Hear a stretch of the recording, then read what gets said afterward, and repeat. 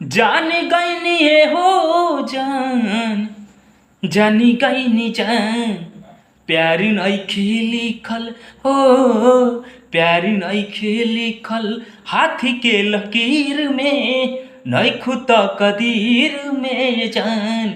प्यार नइखे लिखल हाथी के लकीर में, नइखु त कदीर में जान। दिल टूटला के कौनो होला ना आवाज हो, फिर कैसे सुनी ई जमाना।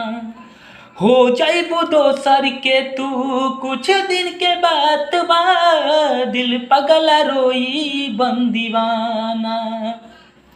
सतरंगी सपना साजन के मनवा सजावे लागल, पिया मिलन के प्यास जिया में नया नया बजागल। सीख ले हम भी हो